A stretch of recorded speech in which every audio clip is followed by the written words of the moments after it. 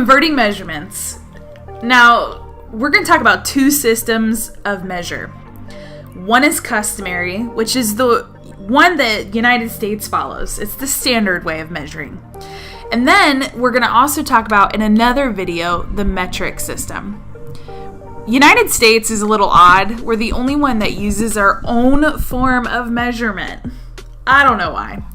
But one of the main focuses that we look at is capacity. What does that mean? Let's say I have a glass, okay? And I decide to pour liquid into that glass. Well, whatever space that it takes up is the capacity that that glass holds. How much liquid does it hold?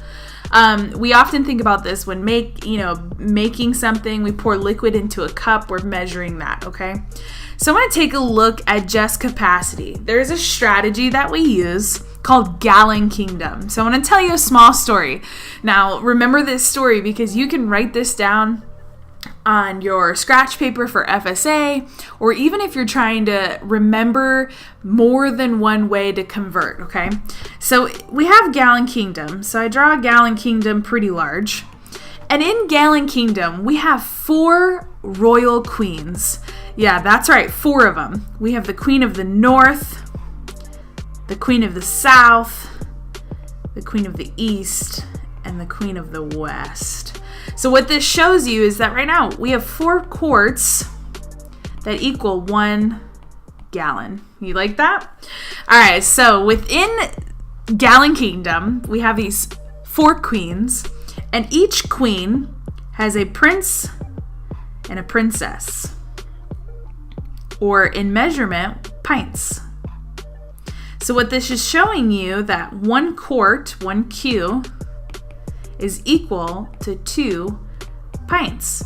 Or you can see 1, 2, 3, 4 pints equals 1/2 of a gallon, or 8 pints equal 1 gallon. And we're going to keep going. Each prince and princess owns 2 cats. And what this is showing us with measurement is that 1 pint is equal to 2 cups. Or 1 quart, remember that queen, has 4 cups. See, a reference sheet will not tell you all this information. And then the last thing we can remember is that each cat drinks 8 ounces of milk. So this is showing you that 1 cup is equal to 8 ounces. 1 pint is equal to 16 ounces. You can say 1 quart is equal to 32 ounces, and so on and so forth. So as you can tell, this diagram, this story, is a great strategy or tool when helping us remember how to convert, all right? Okay, let's get started. Customary with capacity. The first example I'm going to start out with is 10 quarts equals how many cups? So I'm going to refer to my story, and I'm going to draw 1 queen, 1 quart. It's important to know that in this quart, again, there's a prince and a princess, or 2 pints. And we're trying right now to find the cups. So in each pint, there are 2 cups. Okay? Now, I can see right off the bat using the Q. The Q is obviously a lot larger in size than the cup. That means that we're measuring from a large unit and we're converting it to a smaller unit of measure. And when we do that, we end up multiplying. Here's why. Let me example of 1 quart. So I'm going to draw a model of 1 quart, 1 box. You can even use a number line if you want. So let's do a number line. And in this quart, 1 Q, got 0, 1 quart. We end up figuring out that there are 4 cups and 1 quart. 1C, 1C, 1C.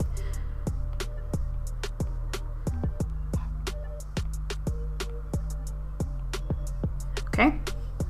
So the space that we notice, whether on a number line or in a model, is a lot smaller than the whole piece, okay? So that's how we know we multiply, because we're ending up repeatedly adding on, okay? So if we have to draw 40 of those, then we're in the right place. Or 10 of those, then we're in the right place. All right, so instead of drawing 10 more of those, I'm going to simply take the 10 quarts and multiply it by the 4 cups that are in a quart. Because there's 4 cups in 1 quart. And so 10 times 4 is 40 cups, okay? We're going to move on to weight. So let's say we have 9 pounds. Now, normally we have 9 pounds, but in measurement we say 9 lb. Don't ask me why. I don't actually know. I'll have to look that up. So we want to convert that into ounces. Ounces is in capacity and weight. So we have to be careful about this. So I'm going to go ahead and take a look. Pounds and ounces. Well, I want to take a look and figure out, okay, which one's smaller, which one's larger.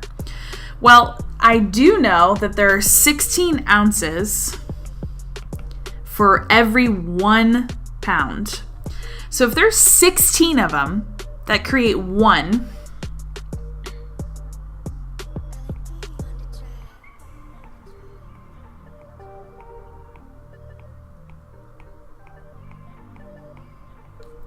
this whole thing is a lot larger than just one itty bitty section, okay? So that means that when we go from 9 pounds to ounces, we're going from a larger unit of measure and converting it to a smaller unit of measure. And when we do that, you guessed it, hopefully you did your arm motions, we are multiplying, okay? So I'm gonna set up, I got 9 pounds, we're multiplying it by 16, and we get an answer of 144 ounces. All right, let's do a customary length or distance example, okay? All right, let's say we have 5 feet. And we want to know how many inches that is, okay? Well, again, I have to take a look. Okay, if I take a look at a number line, or even a ruler, because that's often where we deal with feet and inches, we know that there's 12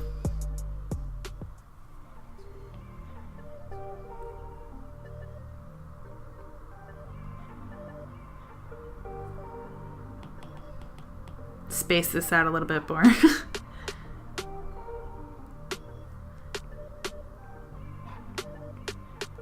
Okay, we know that there's 12 inches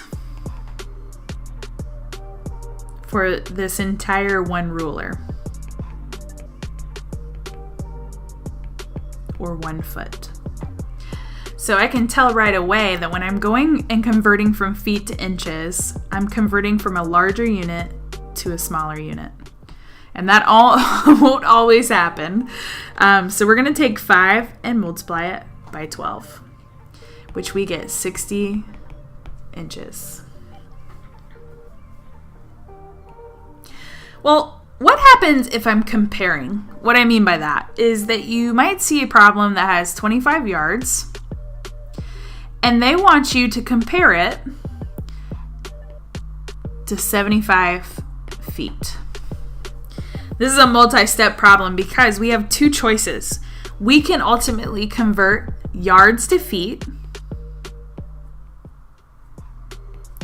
or feet to yards, going from a small unit to a larger unit.